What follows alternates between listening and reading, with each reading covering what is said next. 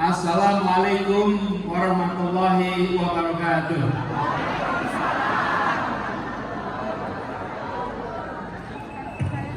Sebuah sore yang membahagiakan. Saya bersyukur sekali bisa kembali ke Surabaya, kembali ke Jawa Timur, dan kali ini bukan saja menemui Surabaya dan Jawa Timur, tapi menyaksikan kuatnya gelombang keinginan perubahan untuk Indonesia yang lebih baik dari umat ini.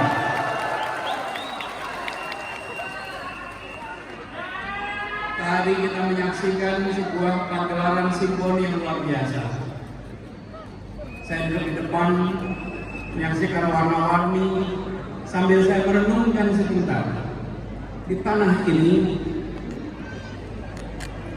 tahunnya 1945, bulannya November, akhir Oktober sampai pertengahan November,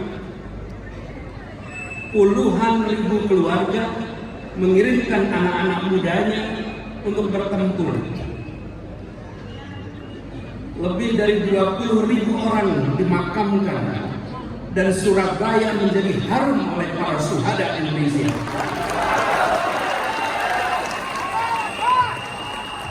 Mereka tidak mati sia-sia.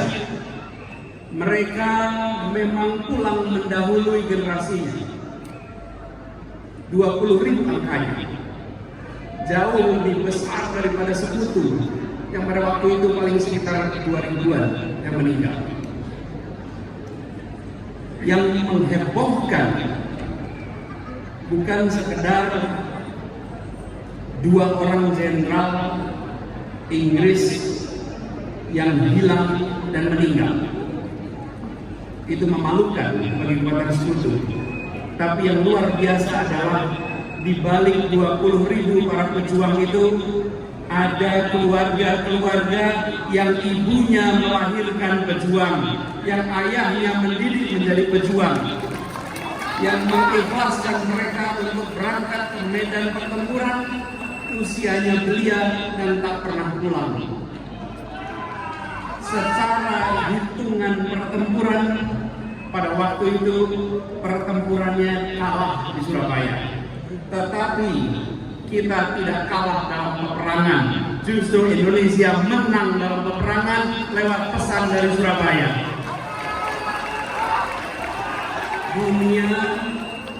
Dunia menengok Indonesia dan terpesona dengan keseriusannya. Kemerdekaan yang dulunya dikirimkan pesan, kalau sekarang namanya di framing seakan-akan kemerdekaan menjadi keinginan kaum intelektual, keinginan orang sekolahan, keinginan mereka-mereka yang elit. Pada bulan November dibuktikan di Surabaya bahwa kemerdekaan adalah keinginan setiap anak bangsa Indonesia. Dari Surabaya, dari suplai pejuang Jawa Timur, bergaung ke seluruh dunia, di mana-mana membicarakan. Memang hitungan jumlah pertempurannya yang menang adalah sekutu, tetapi pesannya melampaui batas-batas teritorial waktu itu. Di mana-mana muncul simpati pada perjuangan. Perjuangan siapa? Perjuangan orang biasa, perjuangan yang tak melek huruf, perjuangan yang masih miskin, perjuangan yang masih belum terdidik, yang menginginkan Indonesia merdeka, maju dan adil bagi semuanya.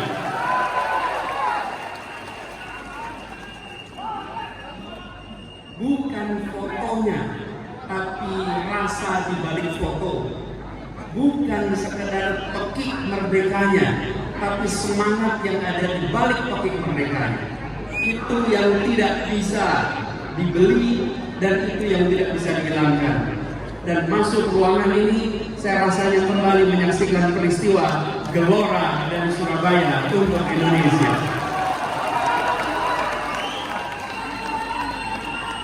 Simfoni tadi menggambarkan beragamnya Indonesia. Bangsa ini adalah bangsa yang amat beragam, dan Jawa Timur adalah salah satu provinsi yang warganya sangat beragam. Di sini berkumpul semua unsur dari suku Jawa, Madura, kangean, bawean, tanggal osing, samping dan segalanya. Dan banyak yang berdatangan datang ke Surabaya ini membentuk sebuah masyarakat yang sangat bineka, yang sangat beragam. Tapi saya ingin garis bawahi bahwa yang hebat bukan sekedar ragamnya. Keragaman ada banyak tempat, ada banyak negara. Tapi yang unik di tempat ini adalah di sini ada persatuan Indonesia. Keragaman adalah karunia ilahi. Kita syukuri keragaman itu sebagai sebuah karunia yang kita harus jadikan sebagai sebuah kebersamaan. Warna-warni itu indah ketika dia berderet membentuk pelangi. Keragaman itu indah ketika mereka bersatu membentuk simfoni kebangsaan. Ketika keragaman tanpa persatuan, di situ menjadi rasa perih pedih masalah. Tapi ketika keragaman bersama dengan kebersamaan, di situ menjadi simfoni yang amat indah. Dan tadi kita menyaksikan simfoni yang luar biasa itu. Boleh beri tepuk tangan untuk mereka yang bekerja mempersiapkan diri.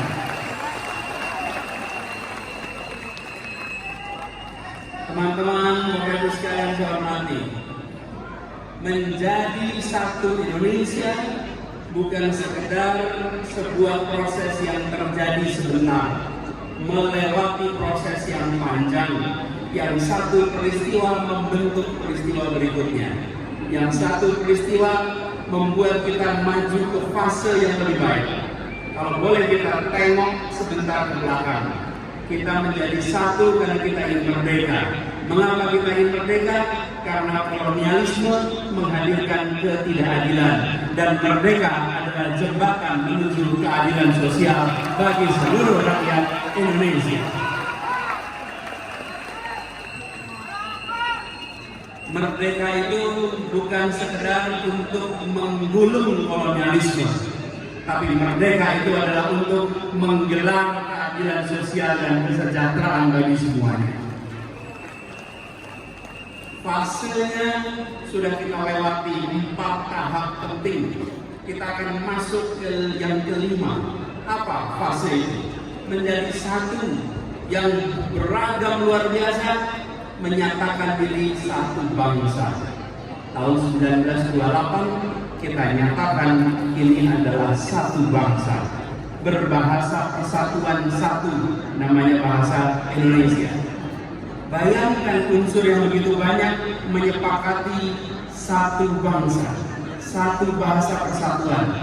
Baik sekalian, cari di tempat lain.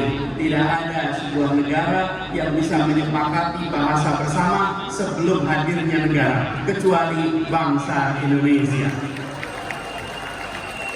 Bahasa persatuan 1928 itu satu yang pertama, satu bangsa.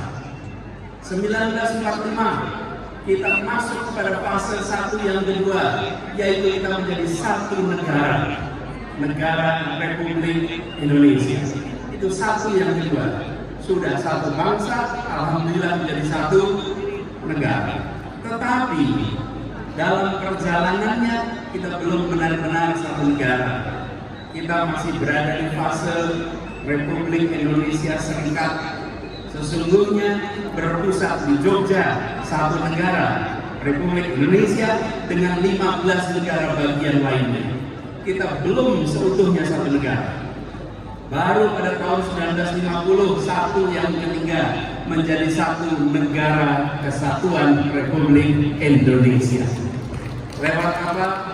Mosi Integral Natsir.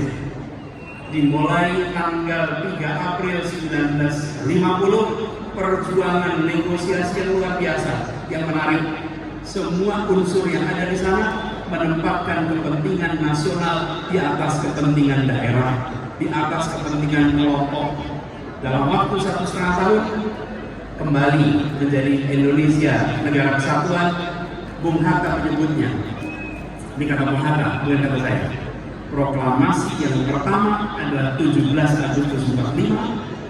Proklamasi yang kedua menjadi negara kesatuan 17 Agustus 1950. Itu adalah satu yang ketiga menjadi satu negara kesatuan. Tetapi kita belum satu wilayah. Peristiwanya di Cirebon. Bung Karno dengan Juanda berada di pelabuhan Cirebon, menyaksikan kapal-kapal berbendera asing di pelabuhan. Lalu tanya, kenapa kapal-kapal ini berbendera asing? Lalu diceritakan, ya karena Laut Jawa itu laut internasional, itu bukan wilayah Indonesia. Kenapa? Karena wilayah Indonesia hanya tanahnya, airnya bukan Indonesia, airnya wilayah internasional. Tidak lama kemudian dideklarasikan, namanya deklarasi Juanda. Itu satu yang keempat, kita menjadi satu teritori. Dunia mengakui? Tidak. Dunia mengatakan air itu perairan internasional, bukan milik Indonesia. Dan bangsa ini tidak pernah lelah dan tidak pernah takut untuk berjuang. Diperjuangkan di berbagai forum. Setelah 25 tahun perjuangan, 1982 diakui seluruh wilayah air Indonesia adalah tanah air Republik Indonesia. Tercapailah satu yang keempat, satu kesatuan. Hari ini batas-batas Indonesia di ujung. Kalau dulu batas Indonesia di tiap pulau, berubah satu kesatuan. Inilah satu yang keempat. Di tengah satu keempat ini kita sudah jalani lebih dari 40 tahun. Sejak tahun 82, 41 kemudian, 41 tahun kemudian, tahun 2023 kita bersama-sama menyaksikan. Kita perlu memperjuangkan satu yang kelima. Kita ingin Indonesia ini bersatu. Kita ingin Indonesia punya kesetaraan kesempatan. Kita ingin Indonesia mendapatkan peluang yang sama. Siapapun lahir dimanapun punya kesempatan untuk dapat pelayanan kesehatan yang baik, pelayanan pendidikan yang baik. Tidak ada sebuah tempat yang merasakan ketimpangan yang luar biasa. Karena itu ke depan satu yang kelima adalah satu perekonomian yang berkeadilan bagi semuanya. Inilah yang sekarang kita perjuangkan. Di tahun 2024 Indonesia memasuki sebuah fase kita menentukan arah berikutnya. Arah berikutnya bukan dengan dibandingkan dengan pemerintahan sebelumnya, bukan. Bapak Ibu sekalian, kalau melihat pemilu, Bapak semua, pemilu itu bukan soal meneruskan atau tidak meneruskan pemerintahan sebelumnya. Pemilu itu adalah kesempatan kita melihat kembali titik awal perjalanan sebagai negara. Bagi kita semua yang pernah punya pengalaman pramuka, yang pernah punya pengalaman pecinta alam, pasti punya pengalaman pengembaraan. Kalau mengembara satu kelompok, berangkat dari satu titik menuju ke titik yang lain. Setelah berjalan 2 jam, berhenti, buka kompas. Buka kompas, lihat di mana titik berangkat, di mana titik yang akan dituju. Apakah masih berada di dalam jalur yang benar atau jalurnya perlu ambil arus yang baru supaya bisa mencapai tujuan rencana awal ketika perjalanan ini dimulai. Jadi ketika kita berbicara 5 tahunan itu seperti kita sama-sama bangsa, tiap 5 tahun sekali kita berhenti menengok ke belakang. Republik ini didirikan pertama kali untuk apa? Melindungi setiap tumpah darah Indonesia, memajukan kesejahteraan umum, betul? Mencerdaskan kehidupan bangsa, terlibat dalam ketertiban dunia. Tengok ke depan, apakah kita masih berada di situ? Kalau tidak, maka kita ambil jalur baru untuk menuju pada penuntasan rencana awal pendirian Republik. Jadi pemilu itu bukan soal meneruskan dan tidak meneruskan 5 tahun terakhir, 10 tahun terakhir, 15 tahun terakhir, bukan. Pemilu itu menengok kembali Republik ini didirikan untuk tujuan apa? Apakah kita masih ke arah sana? Ingat, kemerdekaan bukan hanya untuk menggulung kolonialisme. Kemerdekaan adalah untuk menggelar keadilan sosial dan kesejahteraan bagi semua. Ini Ini tujuan kita. Dan bagi sekalian, Republik ini didirikan oleh orang-orang yang berintegritas, orang-orang yang tidak memperjualbelikan jabatannya dengan nilai rupiah sebesar apapun. Mereka yang tidak memperdagangkan tanda tangan, yang tidak memikirkan saya dapat apa. Tanyakan pada keluarga-keluarga di Surabaya yang anak-anaknya meninggal dalam perjuangan. Pernahkah ada dalam bayangan mereka bahwa saya kirimkan anak saya berjuang karena kelak saya akan dapat posisi di Republik ini? Tidak. Semuanya memikirkan masa depan yang lebih baik bagi semuanya. Kita harus kembalikan spirit itu di dalam penyelenggaraan pemerintahan kita. Orang-orang terpercaya, saya kasih bawahi, terpercaya, bukan hanya kompeten, bukan hanya kompeten, terpercaya. Terpercaya itu artinya apa? Minimal 3. 1, dia punya kompetensi yang baik. 2, dia punya integritas yang baik. 3, dia punya kedekatan dengan rakyatnya. 3 itu yang membuat seseorang dipercaya, terpercaya. Sudah terlalu banyak orang kompeten tak membawa integritas. Dan kita juga menyaksikan orang berintegritas tak punya kompetensi. Dan kita juga menyaksikan orang yang dekat dengan rakyat tanpa kompetensi. Kita ingin, mari kita tawarkan 3-tiganya untuk membawa perubahan bagi Republik Indonesia.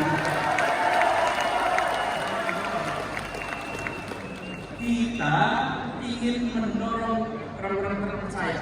Apakah kita punya stoknya? Punya.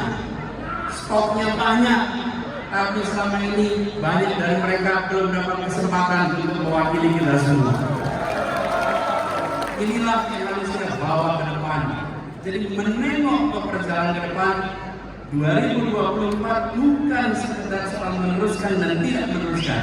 Ini soal meraih cita-cita, janji kemerdekaan yang dulu kita tetapkan di Republik ini. Karena itu bagi sekalian yang saya hormati, perjalanan ke depan ini menentukan. Kita sama-sama, kita sudah tetapkan bahwa kita ingin mendorong perubahan, perubahan untuk perbaikan, perubahan untuk menghadirkan keadilan sosial. Gelombang ini kita jaga sama-sama, karena ini bukan untuk sebagian, ini adalah gerakan untuk seluruh rakyat Indonesia. Karena itu, mari gabungkan semua. Ajak semuanya, jangkau semuanya, bahwa ketika kita berbicara tentang menghadirkan keadilan, maka adalah kesetaraan kesempatan, kesetaraan bagi semua. Yang pada waktu saya merasakan ketika bertugas di Jakarta, kota yang sama-sama heterogen seperti di Surabaya, begitu diberikan kesetaraan kesempatan, yang muncul adalah harmoni, yang muncul saling menghormati, saling menghargai, bukan ketegangan, bukan terjadi ketidaksukaan satu sama lain, tapi ketenangan, keteduhan, kedamaian. Itulah hasil dari sebuah keadilan. Kita sering ingin merasakan kedamaian, tapi bayangan kita tentang kedamaian adalah tiadanya konflik. Kedamaian itu tidak ditandai dengan tiadanya konflik. Kedamaian itu ditandai dengan hadirnya rasa keadilan bagi semua. Itulah tanda dari sebuah kedamaian. Ini yang ingin tuju sama-sama. Karena itu sekalian, mari kita wujudkan. Dan kita ingin mengembalikan bahwa Republik ini didirikan dengan idealisme, dengan gagasan. Kita harus kedepankan gagasan itu. Kita harus kedepankan nilai-nilai itu. Karena Republik ini didirikan dengan nilai-nilai yang diteladankan oleh para pemimpin. Lalu sekalian, satu ketika tahun yang sekitar tahun 50-an, ada sebuah peristiwa di mana Bung Hatta meresmikan sebuah bendungan. Pada saat Bung Hatta meresmikan bendungan, beliau berpidato,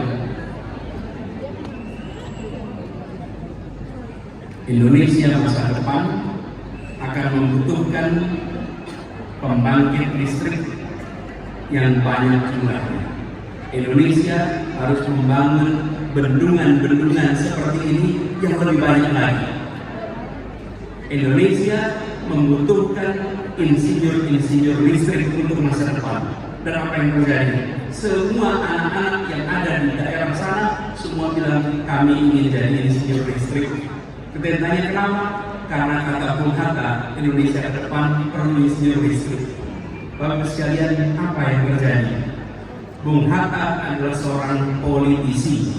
Bung Hatta politisi, pimpinan politik, bekerja di partai politik, memimpin perubahan dalam gerakan politik.